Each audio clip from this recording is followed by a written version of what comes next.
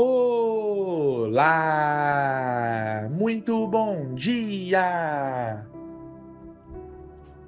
Eu sou o Pedro Quintão e esta é mais uma mensagem da série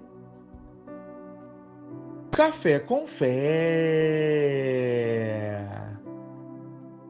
Aqui você começa o seu dia sob as bênçãos do Altíssimo. E hoje é terça-feira, dia 18 de fevereiro de 2025. E eu tenho uma palavra do Senhor diretamente para o seu coração. Meu irmão, minha irmã. Muita gente acha que depois que se começa uma vida com Deus, tudo fica mais fácil.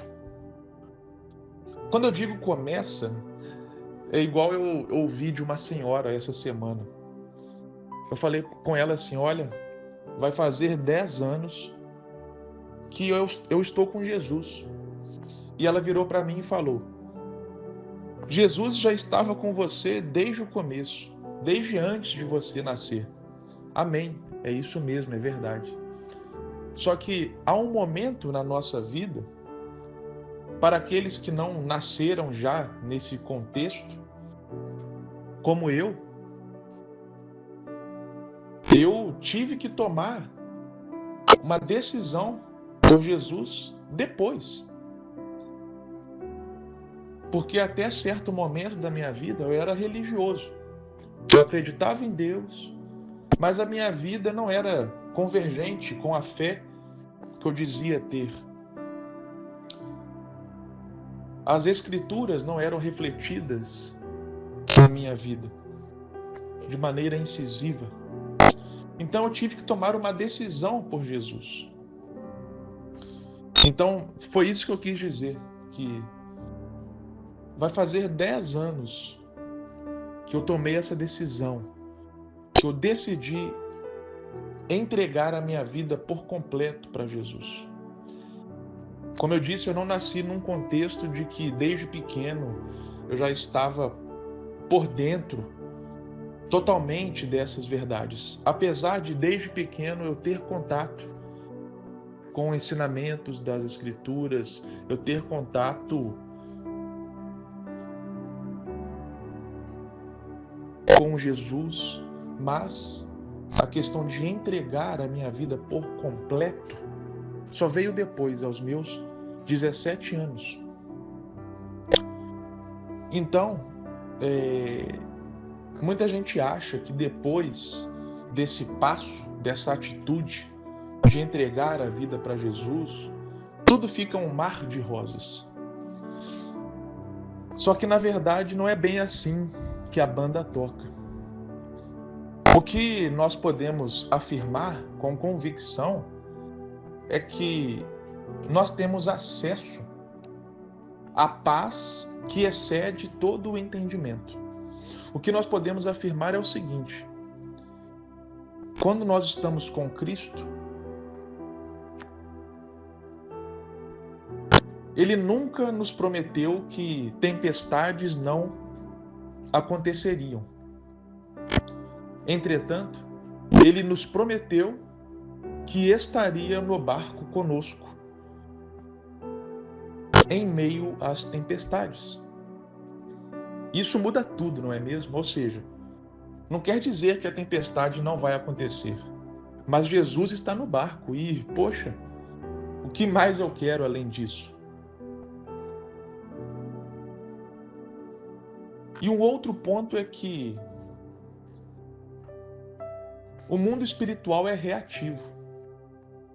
Assim como tem um ditado que ninguém chuta cachorro morto, o diabo também não está nem aí para o crente morno, para a pessoa morna. Aquele que, sabe, não incomoda ele. como num jogo de futebol. Se tem um jogador ali que não incomoda o time adversário, os zagueiros nem vão se preocupar muito com ele. Agora, para aquela pessoa, em relação àquela pessoa que de fato vive o seu propósito estabelecido por Deus, que de fato dá vazão, multiplica os seus talentos, etc e tal, aí sim, este aí eu posso dizer, nós podemos dizer, que é procurado no inferno. Sabe naqueles filmes de Velho Oeste, onde tinha um cartaz de procurado? Então, essa pessoa que vive o seu propósito, que cumpre a sua missão, que obedece a Cristo, que multiplica os seus talentos, que reflete a imagem e semelhança de Deus, esse aí está com o cartaz de procurado lá no inferno. Olha só o que Jesus disse para o apóstolo Pedro, conforme está registrado no Evangelho de Lucas, capítulo 22, versículos 31 e 32. Simão, Simão, Satanás pediu vocês para peneirá-los como trigo, mas eu orei por você, para que a sua fé não desfaleça. E quando você se converter, fortaleça os seus irmãos. Jesus estava falando, avisando, advertindo Pedro e os apóstolos que o diabo estava agindo contra eles. Por quê? Porque os apóstolos estavam fazendo a obra de Deus. Os apóstolos estavam curando enfermos, expulsando demônios, pregando o evangelho. Ora, é óbvio que o diabo estaria incomodado com eles e empreenderia esforços contra eles. E não apenas isso. Pedro viria a ser um dos líderes da igreja. Pedro viria a ser aquela pessoa cuja sombra curava. Pedro viria a ser aquele cuja pregação levou 3.000 almas ao reino. Então o diabo já queria cortar o mal pela raiz, queria acabar com Pedro ali mesmo. Então olha só, o próprio Cristo falando com todas as letras que aqueles homens eram alvos do diabo, eram procurados no inferno. Mas, meu irmão, minha irmã, tudo isso que eu estou falando não é para você ficar preocupado. Pelo contrário,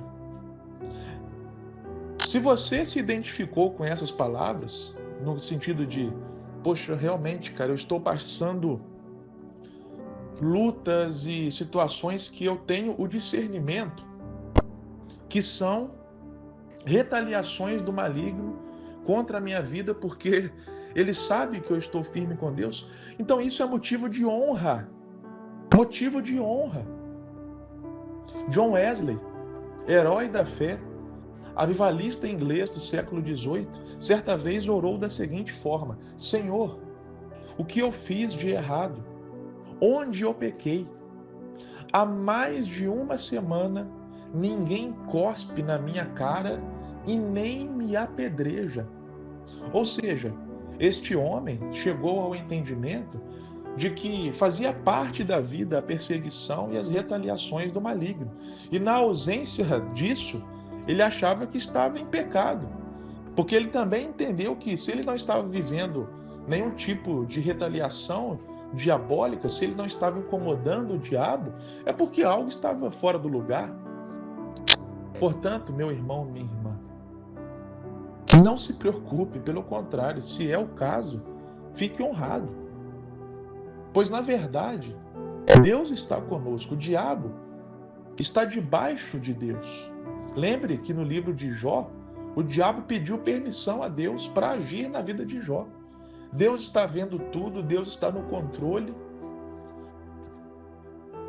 E na verdade também acontece o seguinte: o mal que o diabo tenta nos fazer, Deus reverte em bênção. Deus reverte a maldição em bênção. O diabo também tentou agir contra José do Egito, porque ele sabia onde José do Egito iria chegar. Afinal, Deus já havia dado a promessa para José de que ele seria governador. Só que o mal que o diabo tentou fazer contra José, Deus reverteu em bênção.